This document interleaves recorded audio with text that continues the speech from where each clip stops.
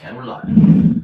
Hello and welcome to this week's edition of The Time and Place, the gospel conversation show where we discuss faith on the fringes and do our best to bring God's word to God's world. My name is Solomon. This is Julian. And today we're going to be talking about Jordan Peterson and is he a heretic or a lost person or a saved person or how is he wrestling with God? Just that whole situation. He was on Rogan recently, so he's spewing off his usual stuff, and we want to talk about Jordan Peterson. But first, Julian, what the heck is going on in the world today?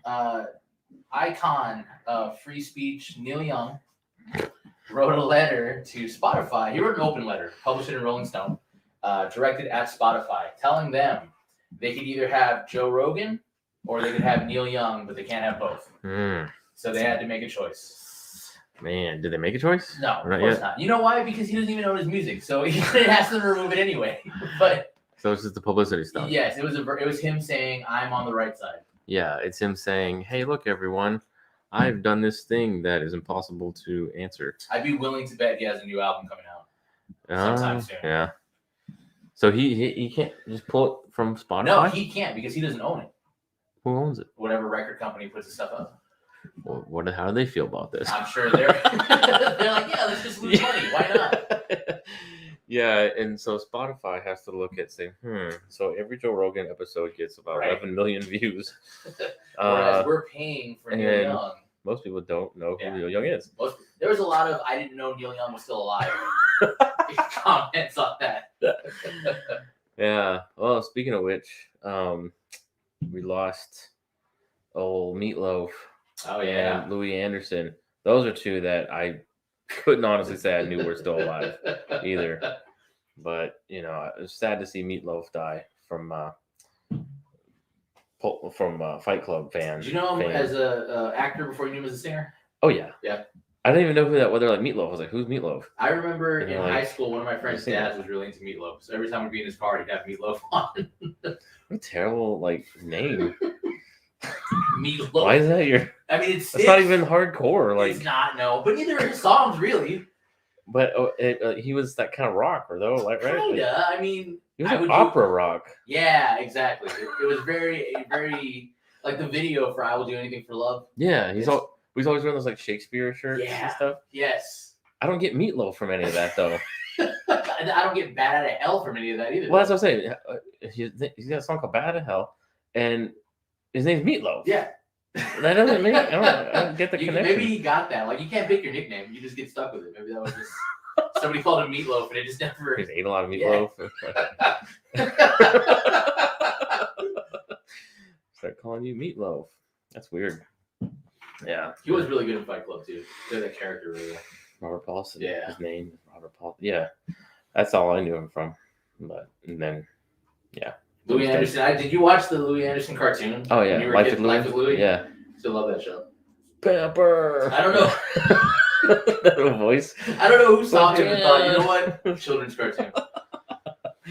Yeah. I know. It's same with Bobby's World, right? How I Met Mel. Yeah, they just started a cartoon. I guess you can't eat a sitcom. So the next best thing, the cartoon. Cosby and Seinfeld are getting sitcoms, and Louis and. Did you know John Mulaney had a sitcom? A sitcom? Yeah, for a season.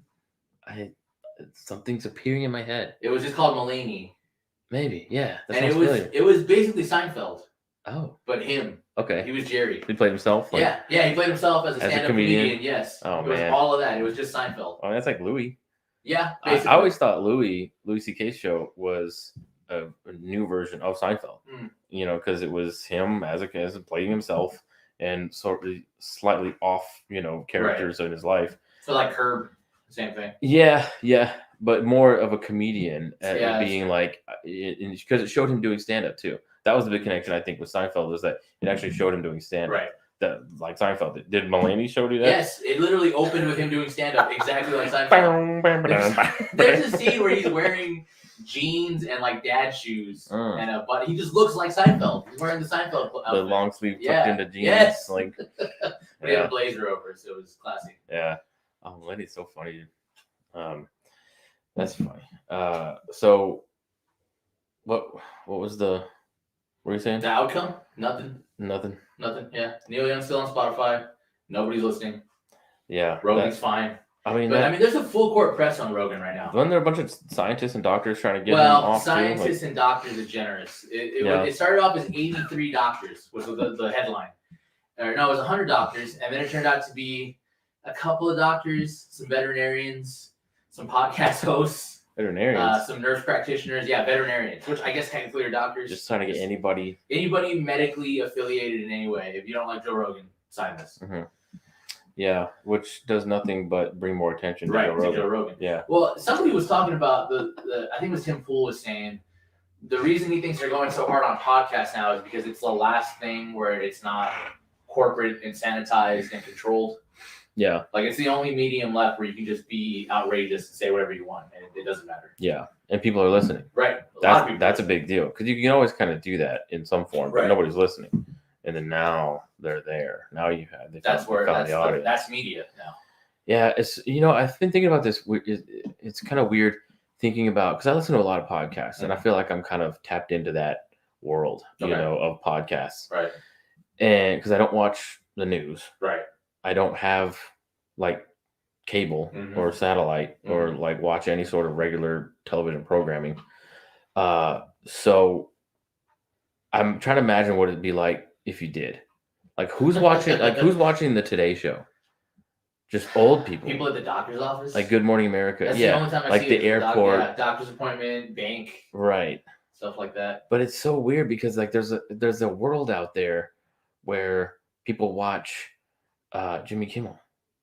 Yeah. You know what I mean? Yeah. Like who's watching Jimmy Kimmel and Fallon and like all Colbert and like all those old people? Like that's it. It doesn't seem like they're trying to gear towards that though. Like it's really weird. Or Saturday Night Live.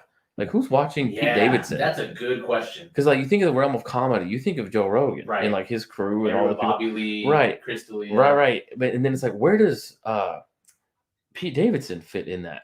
I don't think he does. He doesn't really because he's so like, what world does he live in? That's what's so weird. I mean, exclusively TV, right? Because he does. It's the Good Morning, but I'm saying all people watching Saturday Night Live. I mean, who's watching Comedy Central? I don't know. Who's watching television? Somebody has to be. Because they talk about numbers, like they get ratings just from who, I don't know. It's just got to be on somewhere. No one's watching it. Like it's just someone's clicked the Well, TV somebody on. was talking about that, how airports cut their contract with CNN. And that might be why their ratings dropped by 90% because they're not in airports anymore. They're not just on. What do they have now? Hotels, I think, still have a deal with them. Oh, what's playing at airports? That's a good question. I don't know. I haven't been to an airport. So just stream it on there. That's what I think. Because like, if you go to anywhere at the mall, it's not like mall music anymore. Somebody just puts on their iPod or whatever, their iPhone, their Spotify playlist, and that's what you hear at the mall. Yeah, in stores, especially because I don't know when the last time. You went to the mall. It's not like Muzak. Yeah, exactly. Like, yeah. And it's real radio anymore. Yeah. So you're saying it's just real music? It's just real music, yeah. So I feel like that's going to be the thing in stores that places do with TVs. They're just going to put on like something, whatever the person who's working wants to see. The Simpsons is just on. Yeah, how great would that be though? If you just walk in and it's a random Simpsons. That's what we need. Just at the airport, just watching. No, that'd be fine. That'd make it less unbearable. Right. So I got a layover. It's like, all right. You might want to watch a couple of. I want to see how this one ends. Yeah. Or Seinfeld or just some like classic sick. That's what they need. I remember Nick at Night. They need to put like Mary Tyler Moore show. They need to put like old stuff, Jefferson's on until you're waiting for an airplane and just. That's when we were in the country. Yeah. Nick at Night went downhill when they stopped doing that. Now they just play Friends and Fresh Prince of Bel-Air like back to back all night.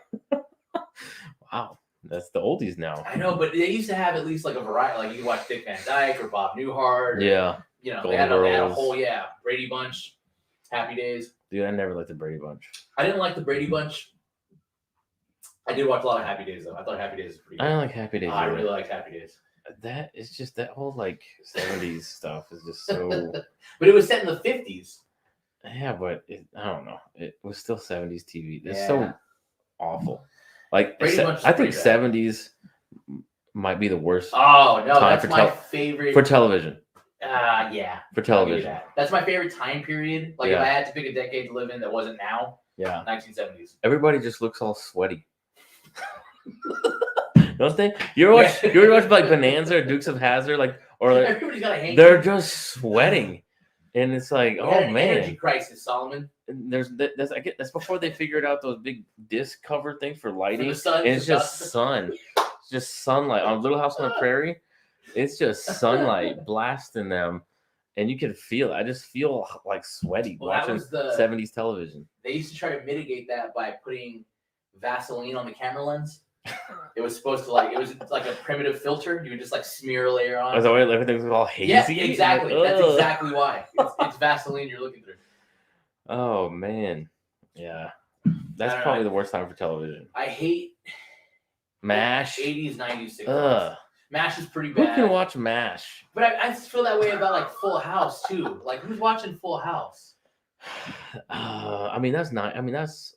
Yeah, Full House sucked. Full House did suck. Right? I think Full House just sucked. Full House was terrible. But I mean, I wasn't a father in that time. I guess. Yeah, but that was like TGIF. When I go back and look at TGIF, Boy Meets World is great. Boy Meets World, that's it. That's fantastic. Home Improvement was good.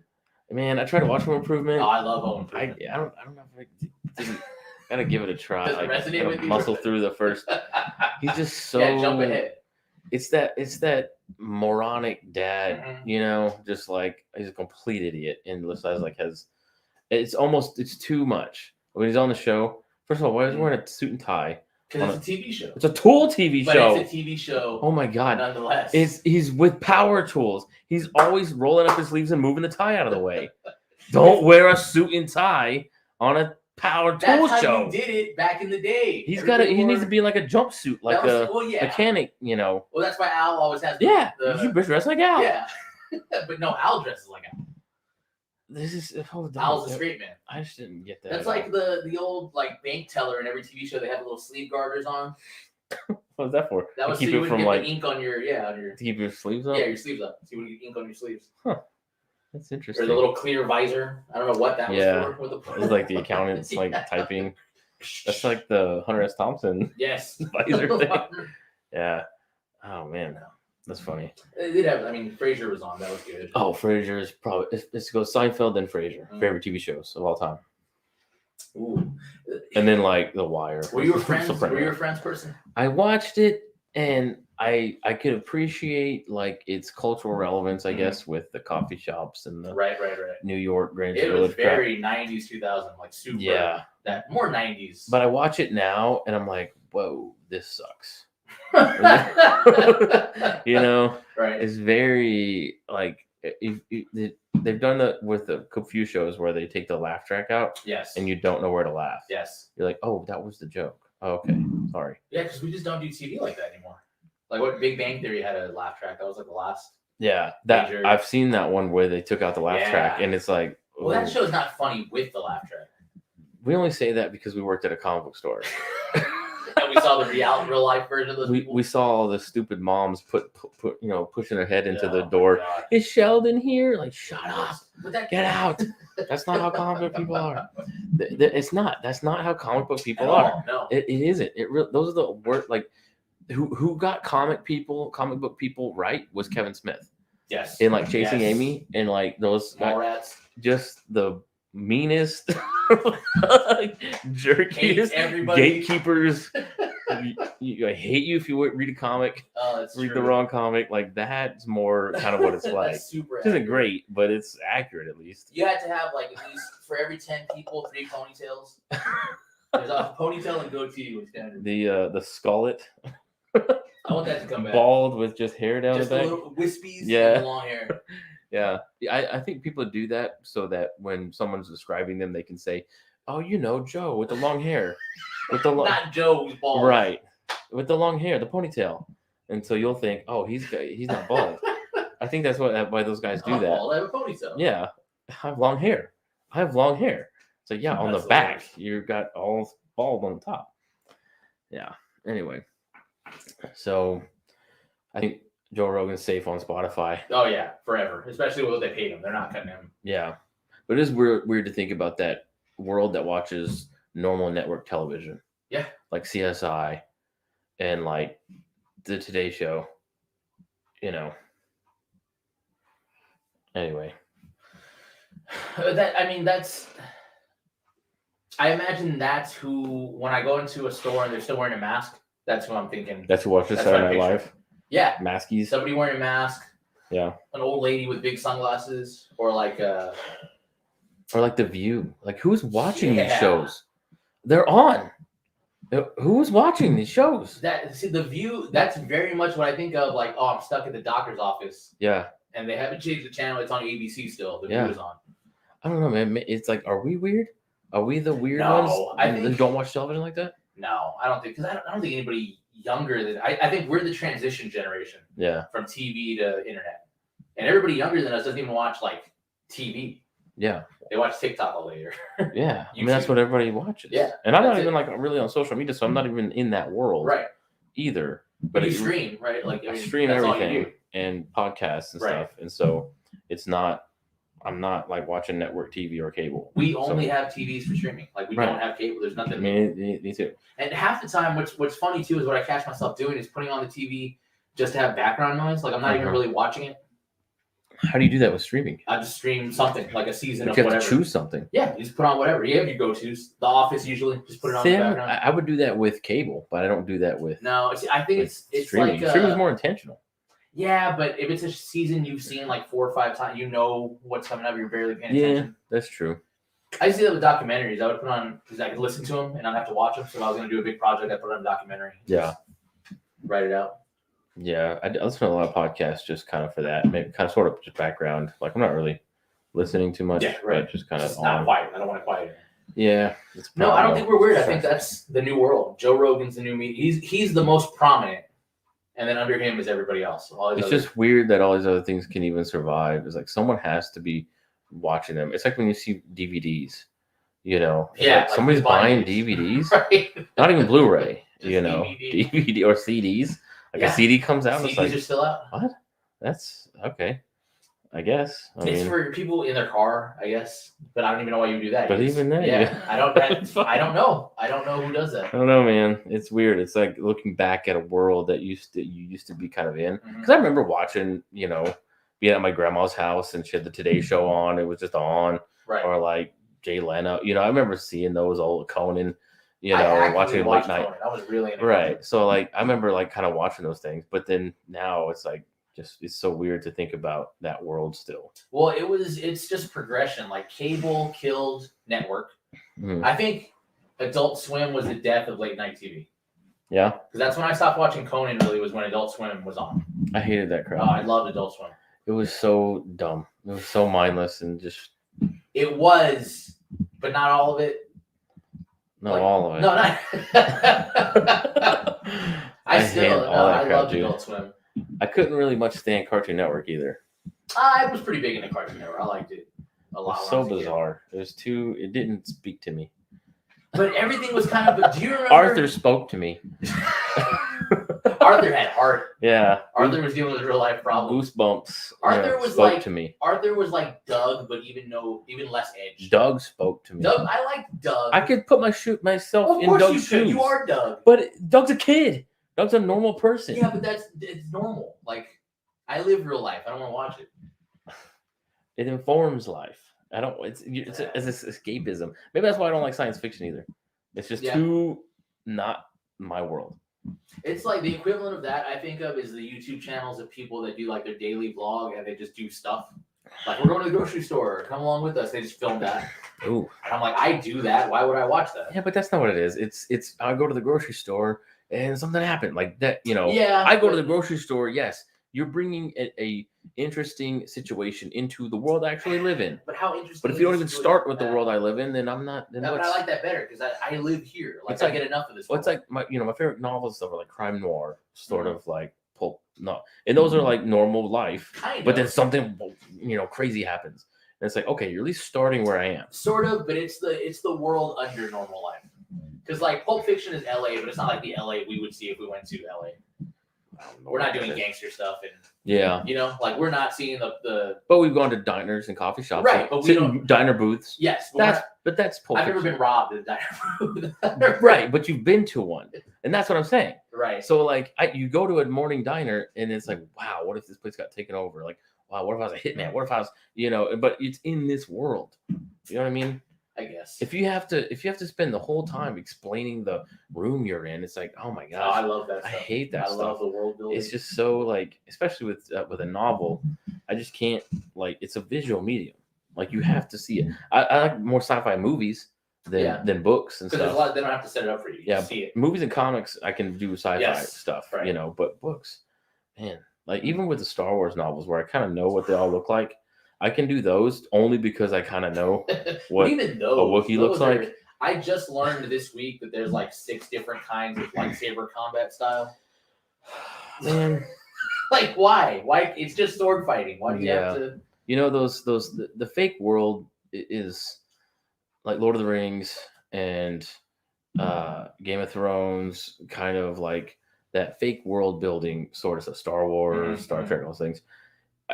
I get little, temptations to like kind of deep dive, especially like Lord of the Rings. Read the Silmarillion. Yeah, like super get really into, because there's a whole thing of it, Right. But then I think there's so much real world that I don't know. Yeah. So if I'm going to deep dive, why not into like real medieval sort of, that's something that that'd be more useful. That's something our subject this week, Jordan Peterson, talked about. Melding the narrative with actually, Lord of the Rings came up, so we'll talk about all of that. It's a good segue. Good segue, because our boy Rogan had Jordan Peterson on this week for his first real big appearance in a long time. He's been on his deathbed for the past 3 years. Yeah, and there was opportunity to do Zoom, and that's what other podcasts have been doing, is Zoom. But Rogan doesn't really like doing that, especially with someone like I can Peterson. see that. Yeah, especially the way Rogan, like the way his podcast, it's so like stream of consciousness in the moment. It's hard to Zoom that. Yeah. So Jordan Peterson, controversial, depending who you are, intellectual figure. Yeah, racist white man, basically. Sounds like Kermit the Frog. I think our culture and world have just drifted so insane that someone can come along and very articulately say something very normal, like clean your room. Yes. And we're like, wow, what did he say? And we're blown away. And it's like, what? Like, men and women are different. Yeah. Whoa. That's revolutionary. He's radical. He's crazy. And it's like, I think he's just talking normal. That's why I think like a lot of these Reformation and revolution ideas of like, we need to do something great for the kingdom and stuff. I think it's just being normal, and because it's the world that's really drifting kind of away. So if we just stand our ground and be normal, right, that's radical. Well, that's every like reform is always like, we got to go back. That's why it's reform, not revolution. Exactly. Right. We went too far. We got to go back. Right. Renaissance even was like, let's go back to the Greeks. They had this figured out. What are we doing? We're way out here. Yeah. So for sure. Was the podcast the first place you came in touch with Peterson? Was that your first like exposure to his ideas? I don't know what I first saw. It might have been one of his destroys videos of like Kathy Newman. Thug Life, Jordan Peterson. Yeah, the Kathy Newman. It might have been that. Okay. It's probably the Kathy Newman thing where he's just kind of explaining all that, like the gender, like the masculinity stuff, or like the gender stuff. It's probably a YouTube video someone sent me or something. Okay. Maybe, and then just kind of like, it might have been my stepdad. I'm remembering a big connection between that and him. Like, hey, look at this video, or maybe Ben Shapiro talked about him or something. Okay. I don't know. Then just like watching a lot of his videos and stuff. Probably. I think Shapiro sounds like the gateway to Peterson. Yeah. Before he got on Rogan. So you actually read his book, both of his books. Two of his 3 books. Two of his most recent books. His 2 most recent books, 12 Rules for Life and Beyond Order. There's 2 books. How did you, because like you said, they're real basic. They're not revolutionary, right? Yeah.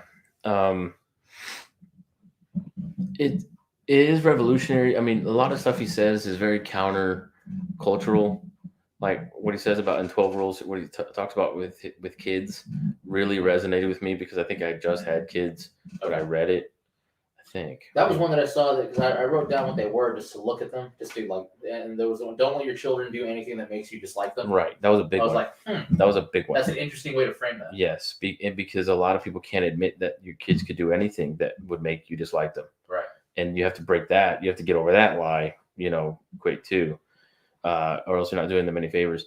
And then, because there'll be this obnoxious little hellion. Yes. And no one's going to say that, though. And so the kid is going to have his entire life everyone lying to him, saying it's such a joy to be around, or well, it's so great, and you're lying because it's not, And so that was a big one for me with having kids, of not wanting them. It's important. What he says about it's important that your kid is liked by his peers and by other people, which is countercultural, because it's like, accept me who I am. Right. It doesn't matter. It's your problem if you don't like me, whatever. It's like, no, that's your authentic self. Right. But if your authentic self is so obnoxious and annoying and just, you're not going to be invited, and it will actually limit the child's opportunities for, say, mentorship, or just being invited to different things. What are you saying about if your kid is a social outcast by 5 or something, then it's extremely hard to reverse that by 5. That freaked me out as a parent. I have a 5-year-old. My one's 5 right now, and so it's like, okay, I guess according to this clinical psychologist, a lot of stuff's baked in. That's that. So yeah, it's super scary, and it's really hard to not try and control everything and just be like, okay, you have to be normal. You have to be social. You have to this, whatever, and just really freaking out about those kind of things, about screwing up your kid. And this is where maybe we could talk about there not being a trust in God, because that's where I'm really struggling with trusting God, in that of raising my kids and feeling like I'm doing everything right, discipline-wise, and teaching, not seeing the results. Yeah, teaching wise, leading wise, and things just still aren't like connecting. They're still kind of being disobedient and stuff in different ways. And it's like, I don't know what else to do. But then it's like, okay, you can't really control everything. You can, quote unquote, do everything right, and you still have to leave it up to God. And that's super hard. So like trusting God beyond the limits of your ability to be a parent is tough, because you feel like you do A, you get B, and like it's not all the way, especially with raising little human beings. So that's been super tough in just like raising the kids and teaching them and leading them and bringing them up. Just trusting God with like, okay, I've done kind of all I can, God. Like he's just going to be a bad kid or not. Like, you know what I mean? Or is he going to be a bad person, or a greedy, selfish, impolite kid, or like whatever? Like he's just not going to say please. I don't know. I mean, every single time he asks for something, I remind him and guide him and do the whole, what do you say? Whole please, what, and he just still doesn't do it. And it's like, okay, well, I don't know what else to do. You know what I mean? Right. And so it's like, there might not be anything you can do. Yeah. And so you just got to trust God that you're going to have an impolite kid or not. And so that's tough, man. It sucks. And part of it, I think, is reps too. Just keep continuing to do it, not abandoning the plan because you're not seeing results. Yeah. I mean, eventually it'll kick in. They just got to stick. It's like everything else, like body training, like sleep training. Yeah. That's the rough part for me, is the sleep stuff. When they don't sleep, I'm like, I can't function if I'm not asleep. Yeah. You're not asleep, so you're ruining my day. Yeah. Yeah, it's tough, man. That whole the whole obnoxious thing, like don't let your kids do. Man. That's a big deal, because I even already see it now with like certain grandparents and family members being like, I'd like to spend time with him, and then not saying that really about other people as much, It's like, okay, that's important, because they do get those opportunities of mentorship, right? Or just get to go on a camping trip, or get to things they couldn't do if they're bouncing off the walls nonstop, or just they have we had serious discipline problems. Little cousins or whatever who would come over to the house, and you're like, what's wrong with you? What do you have? Yeah, What do you do? Hide the breakable stuff. Yeah, that's a problem. Put your good toys away. Anything you like. Right. Yeah, man, that's tough, and I don't want my kid to be that kid, So, and that's important, and I think that's counterculture to what people think of, just like, yeah, your authentic self is just to break the TV remotes. It's like, okay, but that's a problem. We don't want your kid around, Right. Nobody does. Yeah, they don't want you in a job where you break things, so you don't listen, you can't follow directions. Yeah. Where did you guys land on like letting the boy get hurt? Like that's gonna hurt him, but you gotta let him get hurt. I feel like we always tell him, like, don't jump off of that, don't get on, like, hey, get down from there. But I know he won't listen, and that he'll eventually get hurt. But I want to be able to at least say I told him to stop. You know what I mean? Where do you feel like on rough play or like, like I remember growing up, there were kids whose parents wouldn't let them like be on a trampoline because No, you'll break your neck, and you could. Right. That's true. I mean, I'd let him be on jump on a trampoline. If I see him jumping off the trampoline, I'd be like, "Hey, don't do that," But it's like, well, and then he still does it anyway and gets hurt. It's like, well, I at least told him to not do that. I want to be able to say I took every measure, and that's with anything. That's with sneaking out. That's with any sort of thing. Or like, there's going to be rules. Now I know you're a human being, and you're gonna make your choices, but I want to at least be able to say I had a curfew. You know what I mean? Right. Because you're gonna, and they're gonna be the ones. That was my mom's like MO, was like, look, you can sneak out. You're gonna do what you want to do.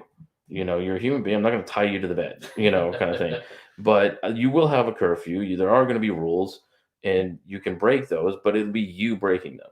And so that kind of like weighed on me of like consequences and my choices. And it wasn't like, well, I didn't have any direction. I didn't have any instruction, or wasn't told right, or it wasn't, no, you were. And so this is yours. So it really makes you like have to own your sin and your disobedience and stuff with that, because there was a rule and you broke it. If there's no rule, that's one thing of like, well, my mom just let me, go anywhere and do anything. It's like, okay, well, that you're gonna get some results that way. But that's kind of how I see it. Of like, I'm gonna lay down some rules, but kind of expect maybe they will break them, and then, but there's nothing I can do about that. But what I can do about, I'm gonna do, I guess. So when he came on this week, I already saw he seemed different. Yeah, he's wearing a freaking tuxedo or like a bow tie. Bow tie. He did look like a tux. That's what I thought when I first saw him. I thought Rogan would be wearing one too, like a joke or something. And Rogan's not. I was like, oh, he's really wearing that. Yeah, he's really wearing that. A black coat and tie. Which was odd because when you'd seen him before, when early when he was a college professor, he dressed like a college professor. Yeah. Sleeves rolled up. Disheveled. Yes. Yeah. And then when he started being a media guy, it was nice suits. Super nice. Yeah, very dressed very well. Yeah. And this time it was like, what are you? What's going on? It's like a tuxedo is nice, like a bow tie. Like, yes, that's nice, but it's not stylish, I guess. Right. It was very out of character. It's like when Jim wore the tuxedo to work in the office to mock the dress code. It's like, yeah, it's like you're mocking trying to dress nice by wearing. But no, this was sincere. That's very weird. And his whole thought process seemed different this week. How so? He used the word shaman a lot. He's obsessed with shamanism and I think he's just been studying religious structures. Yeah. Yeah, it seemed like he's taking shit, and he was talking about things that I don't remember him talking about before, like climate change and that kind of stuff. I was like, this is different. You've taken a turn a little bit. Like, he's broadened his scope from where he started, because he started with the compelled speech thing. That was the big thing. Like, you can be whatever you want, you can feel whatever you want, but you can't tell me how to speak to you. Like what I'm allowed legally to call you. Yeah, the compelled speech thing. Yeah, he has broadened it out, but it kind of fits with what you'd expect his view to be on climate change to be. Right. Which was very interesting, which he was talking about how, like, when you say climate, you're talking about everything. Yes. So we're gonna solve the climate crisis. It's like, you mean you're gonna solve the everything crisis? I don't think so. And that actually puts government stuff into perspective, because you do read like climate bills that have stuff for gender studies. I'm like, what? How are those related? Yeah. Well, I mean, everything is like that. The climate, the environment, you're talking about everything. Yeah. I like how he said, when you're talking about everything, you're talking about nothing. Mm-hmm. But it's too broad to be specific. Too broad. Right. And it's true. Yeah. But that's like, if you expect to hear a Jordan Peterson take on something like climate, you expect it to be kind of interesting like that, like very different. Well, what he was saying about model making and like predicting, like you can't know for sure. Yeah. There's more variables, so there's inevitably more mistakes the further out you try to plot. Right. Which is just true. I don't know why that's revolutionary either. We should just know that. Right. From life. Yeah. You can't. Things are gonna fall through or just be different than how you expect them to be. You can't model for everything. Yeah, but we try to. But I like how he phrased it too, because he said, by deciding what variables you're going to model for, you're deciding which ones to leave out of the model. Yeah, and I prioritizing. Yes, and that's super interesting, because we always think of models when someone ever says, "Oh, the model." says this, or the model predicts this. Yeah. Like a mouse in a maze or something. Yeah, but it's not. It's like a formula. Yes, and it's not. It's a person making decisions about what we're going to keep and what we're going to not. Yeah. So there's a bias inherent that we don't consider because we think of it very like clinical. Yeah. It's not. Yeah, it's hard to think of scientists as people. Yes. Right. Because no one ever says this scientist says. They say the science says. Right. Studies say. We've personified and embodied these like just I think something like science. Like it's like, well, the workbench says like, what? Right. This is a tool that we use. Science is a tool and a method. You would never say carpentry says.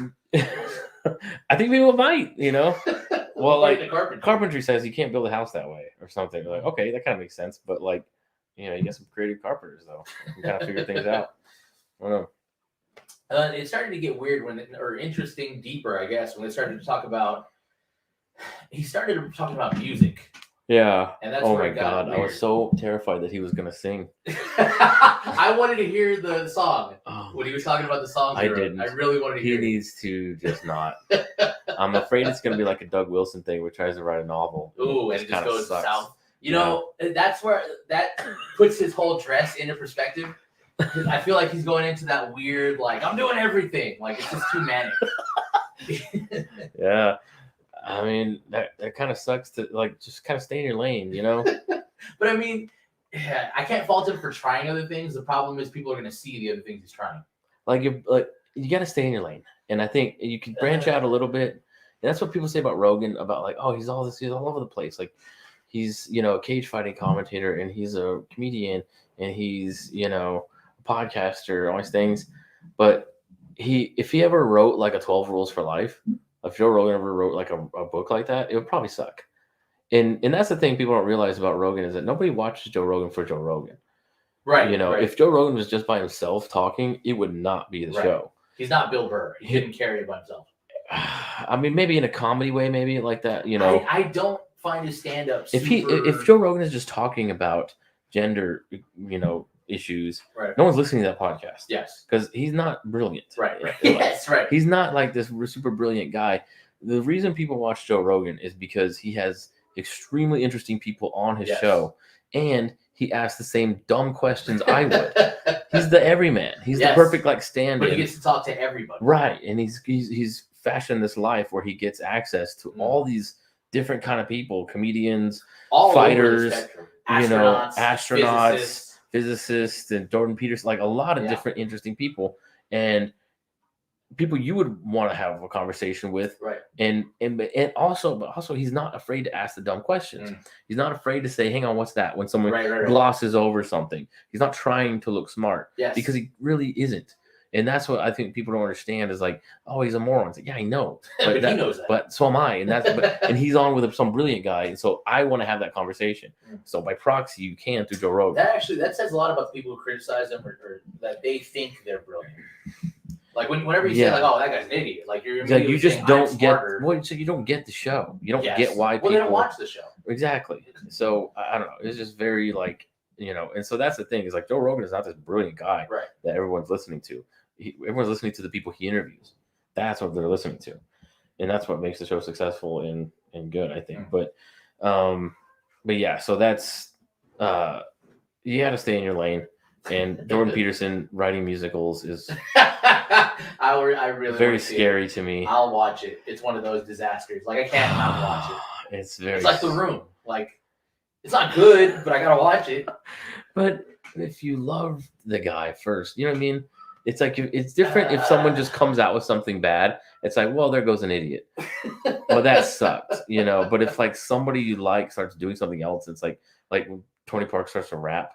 It's like, oh no, I liked you as a basketball player, but now you're rapping or something, and just like no. But I think we don't expect them to be good at others. Like we're expecting it to be bad. You can't. Yeah. You can't. I just wish it wouldn't have been done though. Well, I don't know. My opinion is if everyone's expecting it to be bad, do it anyway. You can't be worse than what they're expecting. I feel like just put the effort towards what your lane is. He already did that. He's bored. Oh, there's always something with this kind of stuff. There's always a fight. He's written books. He's lectured everywhere. He's been on every podcast. Ben Shapiro's written a novel.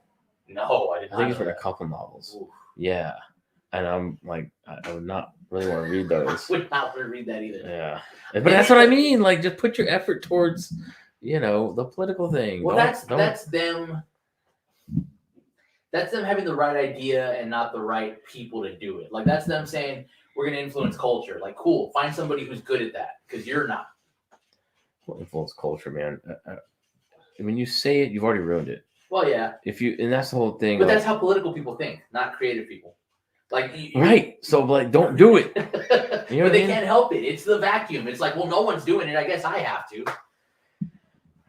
But I mean, maybe part of it's ego too. I feel like Shapiro is definitely somebody who thinks he's smarter than everybody. Yeah. So I feel like he would think, like, writing a novel. Sure, I can do that. Why not? Any of these write a novel. But you can, but it's not right.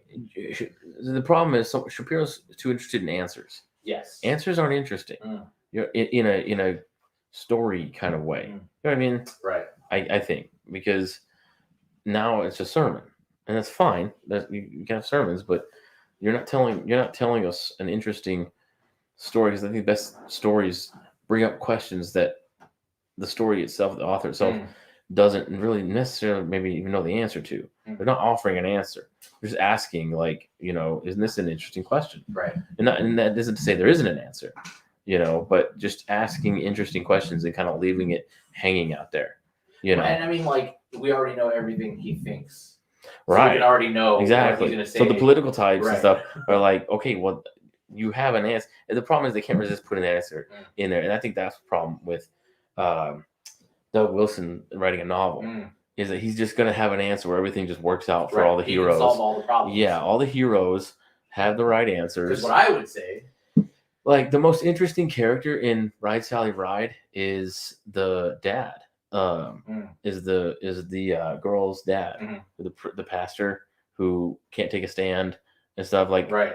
That's interesting because I see someone failing. I see someone wanting to do well or do right but can't for some. It's conflict. Right.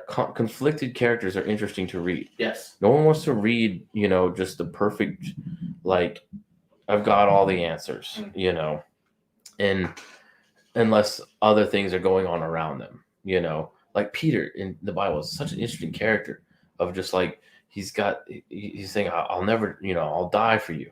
It's like, you're going to deny me 3 times, and just that conflict. And then for Jesus to ask him 3 times, do you love me, in the redemption, right. So that's what you want to see, is like a broken kind of complex character, but also redeemed. But the redemption is only good because of the fall, right. And it's like that. It's like the gospel. It's only good if, because the bad news. Otherwise, it's just more news or whatever. But the good news is good because of the bad news. So I don't know. It's just this give and take thing of it's not just here's what to do and everyone did it. Great. That's not interesting to read. You know what I mean? We want to see failure. We want to see struggle. We want to see complex characters. And well, I mean, there's a difference. Like, me and you are obsessed with media. Yeah. They're obsessed with academia. Yeah. So they don't have, like. But it's hard for me because I think about, like, writing something or doing something creative, and I would want to know those answers, and I wouldn't want to leave them hanging as if there is no answer. You know what I mean? I mean, you suppose you could do that, but it depends what the question is, I guess. If it's like what's in the briefcase in Pulp Fiction, it doesn't matter. Right. It doesn't matter. So you can leave that unanswered. Yeah. Yeah. It just depends on the question, I guess, as opposed to like a plot hole, like, oh, how did so and so get here? Right. And they just never answer that. Like, yeah, they just did because we needed them to. Yeah. But I mean, even in that, Jules is a conflicted character. Yes. Because he's got this life, right? But then he has this miraculous experience, and he wants to make a change, yes, but he can't, and so, or he doesn't, but he's very dead set on it. There's a very big shift in his life, but circumstances are keeping him in this life, and same with the bride in Kill Bill. She's probably the most interesting Tarantino character because she's this killer, and then she gets pregnant, And now she's like, oh, well, I don't want this for my child. Yes. And so she's trying to get out, but she can't. And so, and then she doesn't tell Bill. Like the most interesting part is when she learns the, 5-point exploding heart technique, and she doesn't, from Pi Mei, and she doesn't tell Bill. And so at the very end of the second movie, she does it on Bill, and he didn't even know she knew it. And then he's like, why didn't you, Pi Mei taught you? Why didn't you tell me? And and through tears, she says, because I'm a bad person. And it's like, she's facing that of like, why didn't she tell him? That was her training master. That was your sensei. And like, this other guy taught you this amazing thing. You didn't tell him. You had no reason not to tell him. You just didn't. You just kept it for yourself. And so just facing those sort of, but then he's the bad guy though. She's the hero. But in their relationship. Right. And so like, so you want to see those interesting dynamics and those failures and those, just conflict. I mean, I can't think of another word for it, but just conflict makes stories interesting. And so when you have a story that's no conflict and just a bunch of right answers, that's not really interesting to read. It doesn't keep people's attention, and it's not a good story. And I feel like that's with all these like political guys or even our theological guys, they just want to preach. Okay, preach. Right. That's fine. Do that. And there are right answers, but don't, I don't know. You just can't write a novel. Like it's just not going to work. You can comment on novels. Yeah. You can comment on you can answer all the questions in the other right. And that's like maybe like criticism of literature or movies or something with right answers or like what they got right, what they got wrong. That's kind of what I try to do with novels and stuff in my book blog of like, okay, what did the interest, were there heroes to emulate? Were there villains to avoid? And did the villains get anything right? Or did they think they were right? Or are they just pure evil? And then was there any conflict in the heroes? Did they do something that wasn't heroic? Those are interesting parts. And we can comment on that and say why it's right or wrong because we do have the truth. Is Kill Bill his best movie? Because there's a lot of that too. Like Bill's justified when he finds her and like, you ran away from me. You just left. You didn't say anything. You left and you took my child and you didn't tell me. Right. When he says like, letting someone think you're dead, you're dead is very cruel, which is true. Yeah. He thought she was dead and she let him think that. And that's very cruel. That's true. And he had no reason to think she would change her mind after getting pregnant and she would not be deadly assassin. Nothing about their life would lead him to think that. Right. And so, so she is the one who changed. And, and maybe, okay, he should have let her go, but he didn't want to. Yeah. But you changed. You know what I mean? Like, he can't just change and then want to leave, I guess. Or that's every breakup, just way more dramatic. Yeah. Yeah, man. I mean, it might be his best movie. I don't know. I mean, Pulp Fiction is pretty great as far as just it covers more, I think. Yeah, but I mean, they both deal with like redemption. Yes, characters you don't want to like, but you want to like. Yeah. They do bad things, but you want them to change. Yeah. And maybe they will, but probably not. Yeah, you're not sure who to root for. Right. Yeah. And the bad guys make a lot of good points. Yeah. So, one of the problems with Jordan Peterson is that approach of literary criticism is how he approaches the Bible. Yeah. That's it. And so what do you think he means when he says the Bible is true? What I think he means, after listening to it again, the way I understood it is that he's saying the Bible, well, two things, because he gets the weird shamanistic stuff. Yeah. He believes the Bible is communicating eternal human truths to us, but not the same ones that me and you were talking about when we talked about the Bible. Yeah. The other thing I think he's saying is that the Bible is the foundation for Western society. Right. So it's the lens through which we, in the best, freest place in history, operate. And it's true in that sense. But it's also true in that it has eternal truths for all people at all times. Just very different ones than what we come to from it. Right. So what do you think, so what's keeping him from being a Christian? I thought about that a lot. And the only thing I can think of is the thing that keeps anybody from being a Christian is like, but then I have to be a Christian. Yeah. Then this thing has all the answers, but it requires a lot of me. and I got to give up stuff, and I got to stop doing things, and I got to die, basically. Yeah. That's the only rational, because the way he looks at it, like he finds beauty in it, he finds some kind of truth and comfort in it, but not enough to really go all in it, because he also does Kundalini yoga, and that works for him. And he also, he's a pragmatist. Yes, it's whatever works. Yes, and he just thinks Christianity really, really, really works. Yes, that's kind of where it is. I think where he is, but then he'll just have these conversations. Like I heard on his podcast, he was talking to these two Christians or Catholics, but and they were just kind of going through even the cosmological argument with him and stuff, which I guess never heard. And so they were talking about that. And they were talking about how do you blend evolution with the Bible in Christianity, and they were saying, they took the typical, I think, heretical view of that you can believe both Christianity and evolution. I don't think you can, and they were saying something about like billions of years for the universe, and he was like, and his response basically was like, I don't think we can even understand what that means. Our minds can't understand billions of years ago. You know what I mean? Like it's almost meaningless to us because we can't. No one's ever lived that long. No one's ever done anything for that long. Right. Nothing's ever lasted that long that we've created. So just to understand, to look back, is he's saying like almost meaningless. Which again, I don't know how to take that, because it's like, does he not believe in the typical? Well, I don't think he thinks it matters. Except when it does, when he's talking about lobsters and fish and birds. Right, social exactly. Right. And he's saying, because he finds these social hierarchies in nature. Right. And stuff. And he's real big on that. And then, these are truths that go back a million years, right. with lobsters. And it's like, okay, so that's where you're at, And I can understand him when he's saying that the point he's making without believing in the evolution, that's literally true.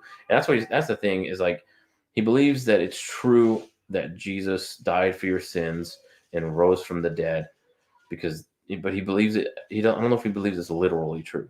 Well, and he says it doesn't matter if it's literal. Yes. Which I don't think is the case. No, yeah.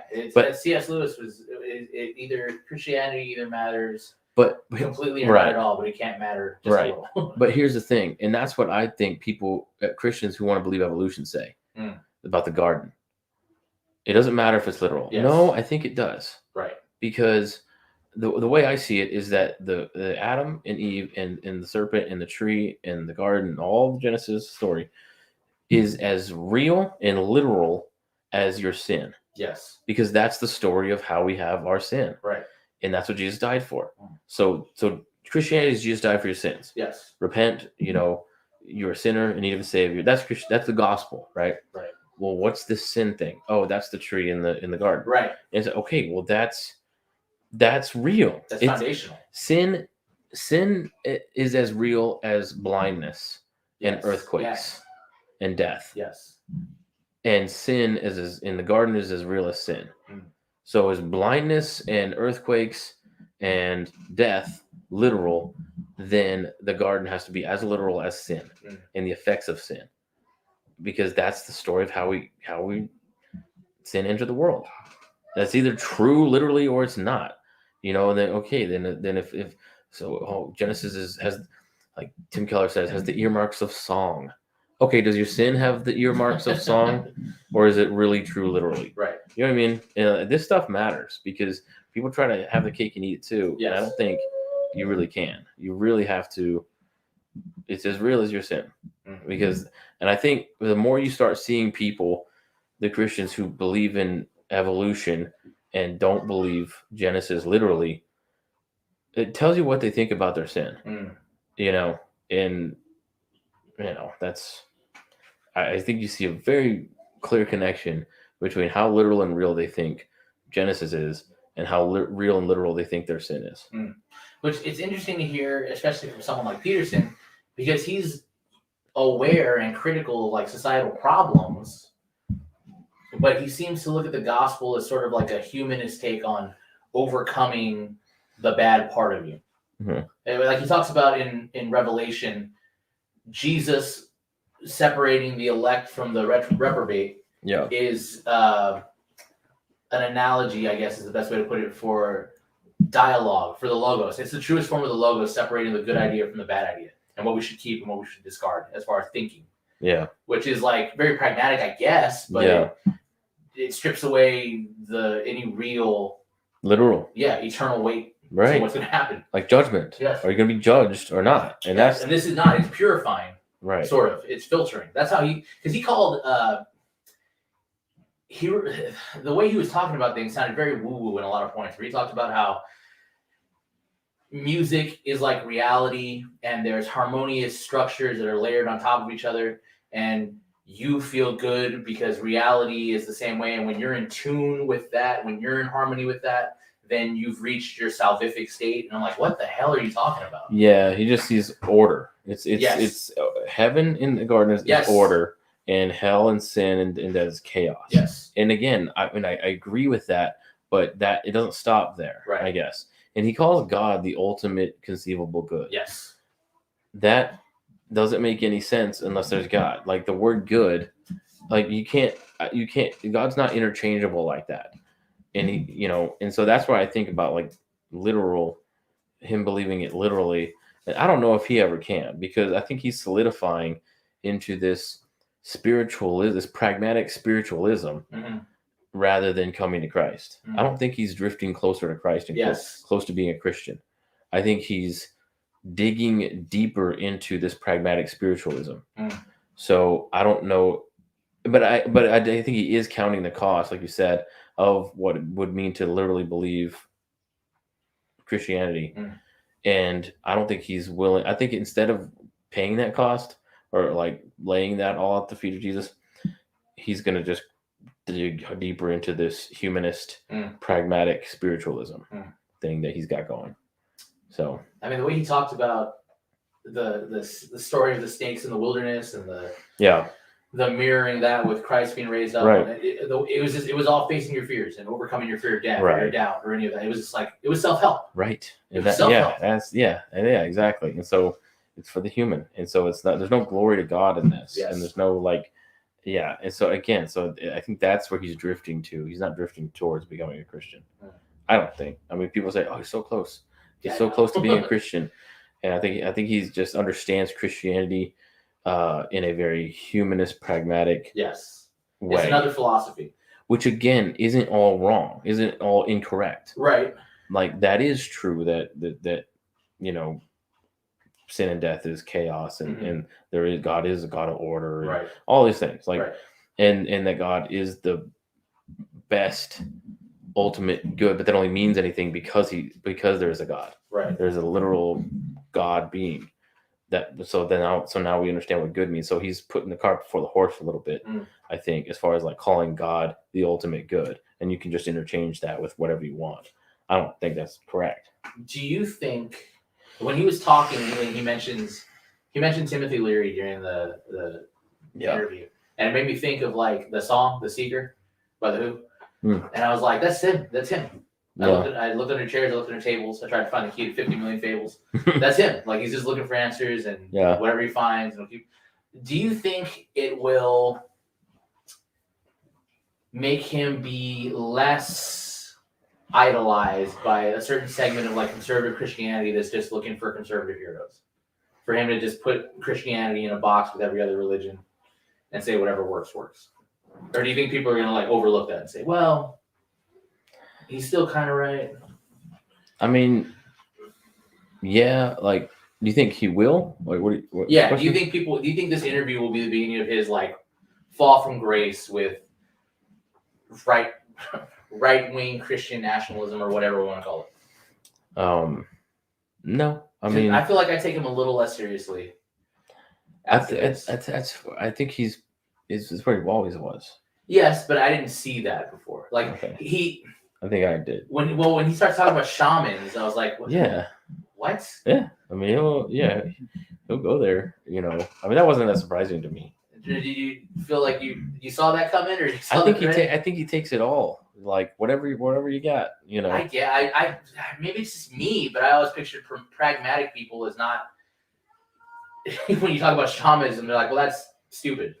Not if it helps. I guess that's true. That's the pragmatism. Yeah, I guess I just saw him as very clinical and clean, and this was like, what the hell are you? I don't know about? if he like. I think he sees it the same way. I think he lumps it in with just a good spiritualism to help people. That's so weird to me, that just that idea of like a good spiritualism without really believing in spirits or spiritualness, spiritual reality. Well, they do, and they're like they all know there's a God, right? And so they're just distorting it. And this is what he's distorting. That's so bizarre. Real knowledge of God. I mean, we have the benefit in the Western world being able to have like a grab bag belief system, so he can look at everything and decide this works, this doesn't.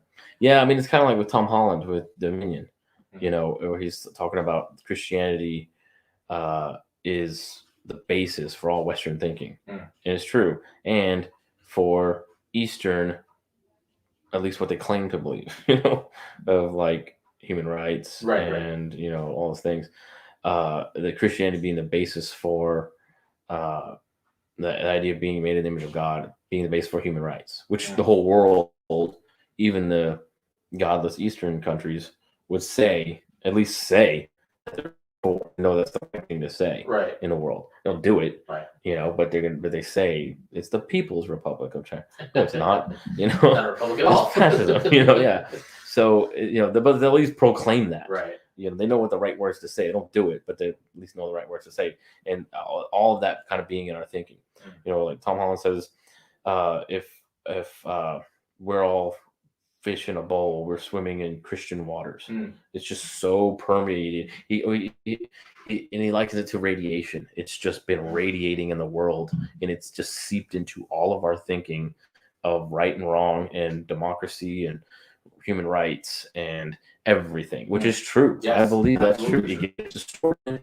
And that's a very post-mill way to think. Yes, it is, absolutely. Yeah, because the kingdom is just growing on it. And I think it is. Again, there's distortions, but everybody's at least claiming to be for those things. That wasn't the case on the world all the time.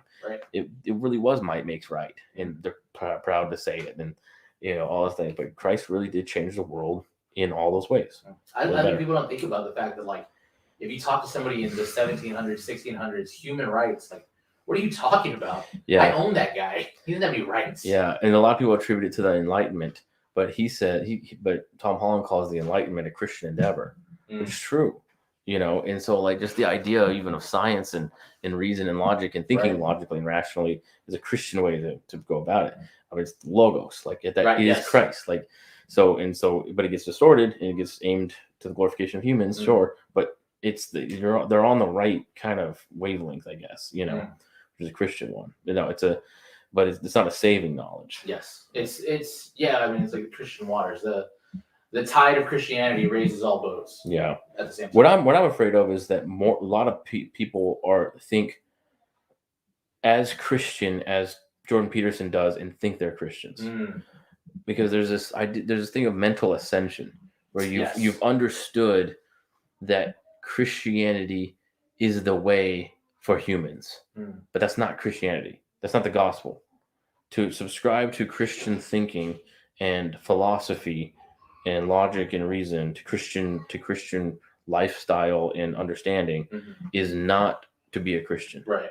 And I think a lot of people think they are. Especially a lot of conservative Republican people thinking, well, this is the good Christian way, and I'm a Christian because I've mentally ascended to subscribe to these ideals. And it's like, no, that's not. There's what it is to be a Christian. I watched a sermon from Matthew Vines, who's like the big advocate for homosexual Christianity. Yeah. And that was his big thing, was he said, we've misunderstood what it means to repent. And that repent, the way we commonly take it is to turn away, change your mind, change what you're doing. He is taking metanoia to mean to raise your mind, literally mental ascension. So to get to the next level of more godly thinking. Enlightenment. Yes, enlightenment, exactly. That's exactly what it is. Yeah. And that's his whole stance now. This idea of repentance and mortifying the flesh and dying to yourself is no, forget that. You just need to ascend. You need to be enlightened. Right. It's not dead to life. No. It's just kind of low to high. Right. Yeah. That's not Christianity. No, at all. that is religion just clambering up to God. That's the Muslim way. That's Mhm. the all other ways. But Christianity is God condescending down. It's not us ascending up or Right. transcending. It's God condescending. And that's to what Christ. really stuck out through the whole interview was the idea of transcendence. Like the point of the gospel is to tell us how to transcend. Or the point of all of these religions is to get us to transcend. It's the point of all the other religions. It really is the thing that separates it. Like, especially the monotheistic, like Islam. God is infinite and we are finite. Yes. We've talked about this before. Right. And the infinite cannot comprehend or apprehend the infinite. So there must be a bridge. Right. God must condescend and come down to the finite. And that's what he did in Christ. And that's the only religion who has that. In that real, like, this is the real God, not a demigod, not a half God, not a really strong human being, but God actually incarnated, came down to earth. Do you think intellectual types are offended by that notion that you can't ascend? Oh, yeah. That if it wasn't for his condescension, there would be no hope for you. Yeah, because it puts you dependent on God. No one wants to be dependent on anything, especially in America. I pulled it's the Horatio Algiers. Like, I pulled myself up from my own bootstraps and I did the hard work, and it's Pelagian sort of thing too, of like, well, I did my part, or I did my thing, and then God met me halfway kind of thing, rather than, no, you're dead at the bottom of the ocean and you're completely 100%, even for anything, reliant on God. No, we don't want that, because that's, Are there any, now that I'm thinking about it, are there anyone who you would look at, I know it's hard to say on the surface, but anyone who's in the thought sphere of popular culture, besides maybe Doug Wilson, who, he's got a target on him, who's like an actual biblical Christian right now? Allie Beth Stuckey. Okay, yeah, that's fair. She's a big one of like actual biblical gospel, and mixing it up. She's like on the Blaze or something. It's like, okay, like, there you go. I think she needs to be on Rogan. That would be really interesting for her to be on Rogan. Jeff Durbin. I mean, do you think he's as he's not as relevant. Because she's been on Shapiro's show. He's had her on the Sunday special. I think she could be on Rogan. Right. That'd be the biggest connection of Rogan actually hearing the true biblical gospel. Because she would tell him. I think she would. Absolutely. I think she would lay it out. She has to. Yeah, she can't not. Right, because they would go there. She did Shapiro. Right. Yeah, exactly. And so, she would get there, and then, I'd be really interested to see what his response is to that sort of actual gospel. Yeah, that'd be very. I've heard him say things about the Bible before that are like, you don't know any of what you're talking about. Rogan? Yeah. Oh no. Like, not a clue. Yeah. Not an hint of a whisper of a clue. No, it's the worst bumper sticker sort of philosophy on understanding of Christianity. Man, that would be interesting. I would like to see Durbin. Someone like that. Durbin, Rogan, that'd be awesome. I think that could actually happen. Well, I think he'd be a good guest on Rogan because of their martial arts background. Yes, they have a commonality. Yeah, and I think Durbin understands more cultural references and things that he's Rogan younger, would be interested. Kind of and he was into drugs and alcohol. Has a bad past with that kind of stuff, and Rogan does drugs, and so they have, I think, a lot that would kind of just make them even just friends. And it'd be really interesting to see him on it. But I don't see how he could. I can see how Bestecki could, because she's more in. She's prominent. Yeah, man, we need more of that though. Like, where's the guy who's doing that? Because we have Shapiro, we have Matt Walsh, who's a Catholic and a Jew. Ben Shapiro's a Jew, and we just have Art of Manliness, a Mormon. Where is the good, like, Bible-based guy? Doug Wilson. I mean, he says things that keep him from being. Yeah, he's too high target profile. Yes. We need someone like a guy like Ali Bestucky who can get in politically, but no one wants to speak up politically. Well, no one wants to talk about it and like take a side. I think a lot of biblically minded guys, like Chandler or like anybody who could do something, is so PC and so afraid to like just take a side in the cultural or political realm that, Valley Bestucky is the only one who somehow can do it, who can speak into the political realm and cultural world and have a biblical, actual reformed biblical Dr. view. White got a little close. He was on Dr. Drew's show back in the day. I mean, there's always those. I mean, Durbin was on a History Channel thing. Right. He was on Vice. Yes. So you have these little one-offs, but I mean, like, someone who's got a cemented spot, like Al Bestucky does. Here's the problem. Durbin's a pastor. Right. So he's got pastor duties, right? Like he do they all just become pastors? Maybe. I mean, or maybe there's one who's not a that's the problem. He has to not be a pastor. Yeah. And also not have 10 kids that he's got. Yeah. Like Allie Beth Stuckey has a luxury of like she's not a pastor. This is her job. She's media. That's what mom, she does. though. I mean, she has like but the family stuff. Right, but it's not the same as like the pastor thing is huge. I think they all just become pastors. Yeah. And there's nothing wrong with that. That affects that's the normal stuff. Like you were saying, the revolutionary stuff is becoming a pastor and pastoring a Bible believing solid church. Yeah. That'd be really that's there's a void there. Yeah. And I don't, immediately things like, why don't you feel it? Why don't you do it? Because no one knows who we are. Yeah. Hey, what do you think of this podcast? Yeah, I mean, we talk about stuff. We talk about political crap all the time. But nobody, I've thought about more being effective in the city, and at least on that scale. Like, let's try to talk to somebody who's running for mayor or something. Yeah. That'd be interesting. I don't know if they do it, but we have no listeners. Yeah, we have no platform. Like, we have zero platform. That's the thing. You know what? We have more platform on other media. Like on TikTok, we got like 90,000 views on a video. On one video? Yeah, on one video.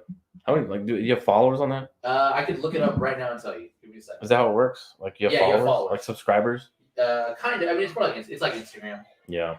Let me pull this up. I mean, yeah. We need to figure out how to just raise our platform, I guess. But I just feel like a douchebag saying that. Yeah. I'm trying to raise my platform. 99.9 thousand views on that one. Which one was it? The one about depart from me, I never knew you. Oh. Yeah. So I mean, yeah. Oh. Yeah. Speaking of, that's honestly where I think Peterson. Maybe we're gonna land the plan with this. Okay. Matthew 7:15. Matthew 7:21. Not everyone who says to me, Lord, Lord, will enter the kingdom of heaven, but the one who does the will of my Father who is in heaven. On that day, many will say to me, Lord, Lord, did we not prophesy in your name and cast out demons in your name and do many mighty works in your name? And then will I declare to them, I never knew you. Depart from me, you workers of lawlessness. I think that's going to be Peterson. Did I not do many mighty works in your name? Yeah. And I think he is. I think he's raising people's awareness of the Bible, finding actual truths to biblical stories and raising the relevancy of the Bible and hailing Christianity, as true, whatever he might mean, on one but a very superficial human level. Yes, those are all true things that he's saying, but it's not salvation and it's not the gospel.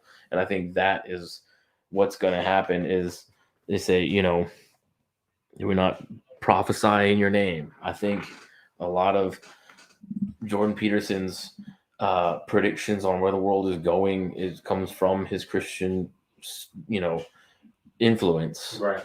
Big time. Okay, he's prophesying in Christ's name almost. He's casting out demons. He's, contending with the radical, I think, demonic, leftist, Marxist sort of insanity. I don't call it demonic. Yeah, and I think a lot of it is. Right. Yes, and he's contending with that. He's casting out those demons. He's doing many mighty works, and all. He's got hours and hours on Genesis. Again, saying very true things. But I think he's just that's it. You're missing the real life-giving point, of the gospel, and that of God being literal and real. And, he talks about the bridging the gap between the narrative and the objective, the real life, hard, and the narrative. And if Christ being that word become flesh, the narrative entering the real world. And I think that's where he cried in that one clip, and that's the big point. And I think that's when he's counting the cost. He's saying, if that's true, that changes everything. That just literally changes everything. And I don't think he's willing to take that step. It's too close. And it's going to take that real, destroy you, it's heartbreaking. It's going to break you down. And, I don't know if he'll face that. I hope he does, but it would definitely change his platform would shrink. I think if he became a true, really Bible believing Christian, his platform would shrink. Maybe, I don't know. I mean, maybe he'd be hot for a little while. Yeah, like Kanye goes Christian, exactly. And then it'd be like, what's he doing? Yeah. Shapiro's one like that too, right? his religion is funny to me because it's superficially more constraining. Yeah. Like it requires him to do more, as he can't do this, can't do this, can't do this. Where's this? Does that? Yeah. But it practically, it doesn't change anything about what he believes, thinks, feels. Like he's still a materialist at heart. Yeah, and I think the problem with these kind of guys is there's no dividing line. There's no real like line in the sand of like, no, I can't believe this, and you ought not to either. Yes, they'll never say that. Well, that's when the hot button issue when abortion comes up. Yeah, there's always concessions. Well, it's that libertarian, like, yes. well, you know, this is just my way. Right. You can do you want, and I never want to tell anybody else what to do. That's what'll keep Shapiro and Peterson from being Christians. Is I don't want to say you ought to do this. And that's... But then they do. That's what... It's confusing. They do the same things that, like, Hitchens and what's his name do? Dawkins do. Yeah. But only for, like, in a humanist way. Yeah. Not in that's what Hitchens and Dawkins do, too. They're the same thing. Yeah, I mean, to some extent, everyone does it. But I'm just saying, like, of that, like, this is not only true for me. Yes. It's true for you, and you have a problem. You need to repent. They'll never say that. No, but they will write books saying this is a better way to live. Right. It's lifestyle change. Yes. Yeah. Which is, again, I'm afraid many Christians see that and think they're Christians because they've changed their lifestyle to be a Christian lifestyle. Or, I mean, the idea of like, I need to improve my life. What do I do? I'm going to go to Barnes & Noble and pick up this book as opposed to like, well, have you tried the Bible or praying or church or any of these things that we have? Yeah. I don't know. So, verdict on Peterson, not a Christian. Not even close. I don't even think he's even as close as people think he is. Yeah. No, I think he's. If anything, I think he got here and then went further. Yeah. It got scary and he ran away. Yeah, I think he can't let go of that humanist, like it's pragmatism. You know, and it's like, okay, I mean, yeah, a lot of stuff he says is true, but it's not. You know, it's more just because God is real and everyone knows it. Yeah. I don't know. Well, I'll be waiting to see when the musical comes out. Oh God! I'll for sure watch that. In the meantime, thanks for joining this week. Earlier edition, so see how the new time works out for us. Yeah. We'll be back next week with more. Hopefully more content, so we'll keep that coming. Until next time, this is the time. This is the place. We appreciate you. See you guys next week. Peace.